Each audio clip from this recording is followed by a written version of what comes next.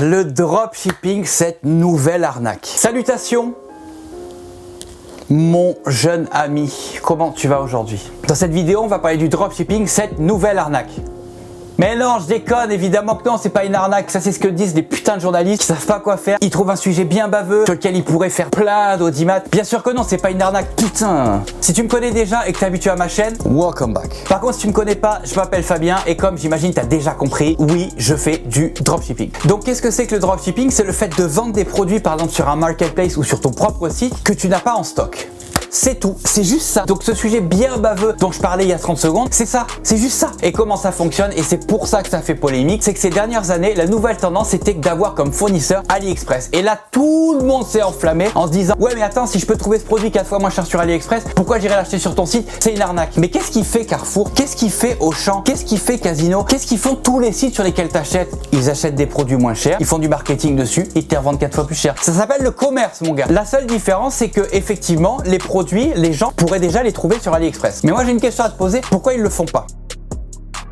Tout simplement parce que le travail d'un dropshipper, c'est de faire du marketing autour d'un produit qu'il a trouvé. Donc je vais te donner un exemple. J'ai trouvé ce stylo sur AliExpress et je veux le vendre. Donc je vais le mettre sur mon site, je vais faire des belles photos, une belle description, je vais faire du marketing autour de ça pour vendre ce truc plus cher. C'est exactement ce que fait tout le monde finalement. Et au passage, je t'ai pas dit, pouce bleu, abonne-toi et active la petite cloche. Bref, revenons-en à nos moutons. Finalement, un dropshipper va faire du marketing autour d'un produit et mettre le bon produit en face de la bonne personne. Je vais te donner un autre exemple. Quand tu vas au grec du coin pour t'acheter un kebab et une canette de coca, ton kebab, tu vas payer 4-5 balles et ta canette de coca tu vas la payer 1 ou 2 euros. Tu penses pas que ta canette, si tu fais 5 minutes à pied et que tu vas à Carrefour, tu vas pouvoir la payer 3 fois moins cher? Bien sûr que oui, mais le petit resto qui te vend ton sandwich, mais le bon produit en face de la bonne personne. T'as envie à l'instant T de t'acheter une canette de coca pour aller avec ton kebab. C'est pareil, quand tu réfléchis, la mécanique derrière c'est la même chose. Il met le bon produit en face de la bonne personne. La dernière fois, je suis tombé totalement par hasard sur un documentaire qui venait de la France où il parlait du dropshipping, cette nouvelle arnaque, et le gars disait grâce à des outils comme Shopify, on est capable de créer un site internet en 30 minutes. Mais t'es fucking sérieux, man? Même moi, j'ai fait genre 40 sites dans ma vie. Je suis incapable de faire un site qui a de l'allure en 30 minutes. Tu veux que je te montre ce que je suis capable de faire en 30 minutes? Je suis capable de trouver 10 belles photos et de faire 3 fiches produits. Non, ça c'est des conneries. Putain, ça m'énerve. Donc finalement, le dropshipping, tu vois, c'est exactement comme n'importe quel site de e-commerce, sauf que t'as pas de stock. Tu peux très bien faire du dropshipping avec le vendeur de vin du coin, avec ta voisine qui fait des peintures, peu importe. À partir du moment où tu vends un produit que tu n'as pas en stock, ça s'appelle du dropshipping.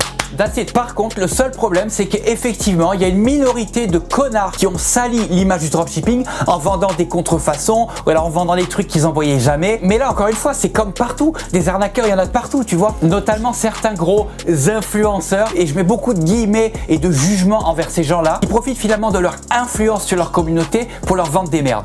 Putain, mais est-ce que tu arrives à te regarder dans le miroir le matin, sérieusement? Il y a des centaines de milliers, voire des millions de personnes qui t'idolâtrent pour ce que tu représentes, et toi, le seul truc que tu as à leur donner en échange, c'est les arnaquer en leur vendant des faux AirPods ou des fausses montres de luxe ou quoi. Putain, mais... Oh, moi, je te mettrais tout ça en prison, mon gars. Comme ça, t'iras influencer mes couilles. Putain. Bref, comme partout, il y a des arnaques et c'est à cause de ces arnaques-là que certains sujets sont salis. C'est normal, il n'y a pas de problème. C'est comme les VRP, c'est comme les vendeurs de formation. Tiens, les vendeurs de formation, parlons-en. On en parle des gars qui ont vendu, ça se fait moins maintenant, on va se le dire, hein, mais on en parle des gars qui ont vendu il y a quelques années des formations à 1500 balles sur le dropshipping alors que les formations étaient quasiment vides et inutiles. Et là, c'est pareil. Et à cause de ça, il y a plein de gens malheureusement qui se disent acheter une formation, ah non, c'est de l'arnaque. Donc fatalement, tu as des gens qui font des très bonnes formations. Hey, je t'ai dit que le prix de ma formation sur Facebook Ads va doubler vendredi soir à minuit. Bref, il y a plein de gens qui font des super formations et qui tombent inévitablement dans le panier des arnaqueurs à cause de 3 connards qui ont sali l'image, tu vois. Bref, je vais m'arrêter là pour aujourd'hui parce que je sens que je suis un peu énervé là. Si t'as aimé cette vidéo, n'oublie pas pouce bleu, abonne-toi et active la petite cloche.